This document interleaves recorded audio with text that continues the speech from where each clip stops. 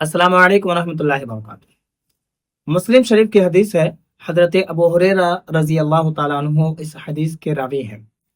नबी करीम सल्लल्लाहु अलैहि वसल्लम इरशाद फरमाते हैं, और यह हदीस हदीस कुदसी है। नबी करीम सल्लल्लाहु अलैहि वसल्लम इरशाद फरमाते हैं कि अल्लाह फरमाता है कि अगर कोई मेरा बंदा गुनाह करता है और गुनाह करने के बाद वो मेरी बारगाह में तौबा व इस्तगफार करता है, यानी कि गुनाहों की माफ़ी मांगता है, तो अल्लाह फरमाता है कि मैं उसे माफ़ कर देता हूँ। इसलिए माफ़ कर देता हूँ क्योंकि वो मेरा बंदा गुनाह तो करता है, लेकिन उसे यकीन है कि मेरा रब है, मुझे माफ़ फरमा देगा।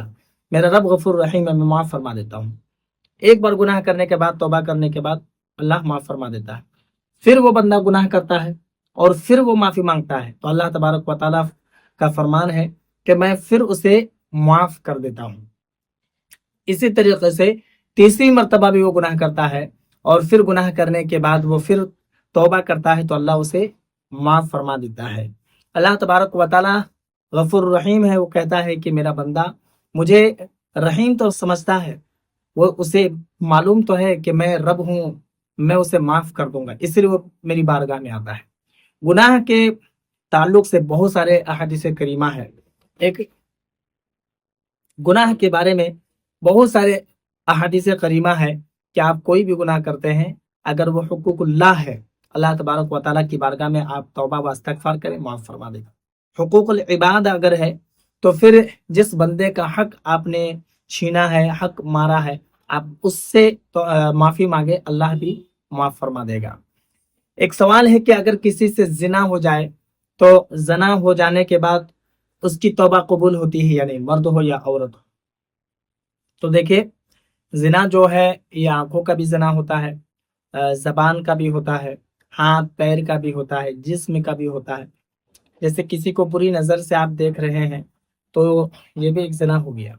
हाथ से आप पकड़ रहे हैं, पाँव से चल के जा रहे हैं जिना के अड्डे पर, क्या बुरी चीजों का आप हाथ लगा रहे हैं, तो ये भी एक जिना ही कहलाता है।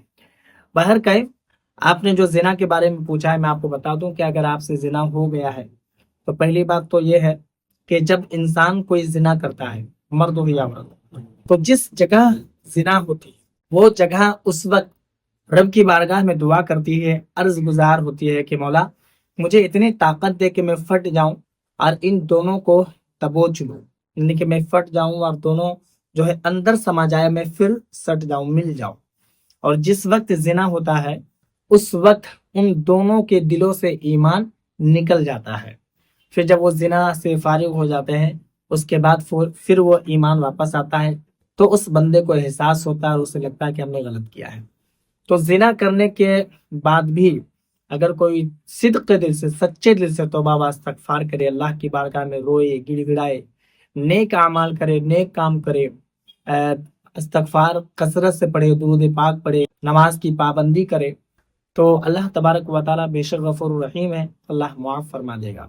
तो इन दोनों सवालों के जवाब मुझे यकीन है कि आपको समझ में आ गया होगा कि अगर कोई बंदा गुनाह करता है, अगर कोई बंदे से गुनाह हो जाए, तो वह ऐसा ना सोचे कि अब तो हमसे गुनाह हो गया, मेरा क्या होगा, अल्लाह मेरी सुनेगा नहीं। नहीं, ये गलत बात है। आप अल्लाह की बारगाह में तौबा व इस्तगफार कीजिए, अल्लाह ज़रूर माफ़ फरमा देगा।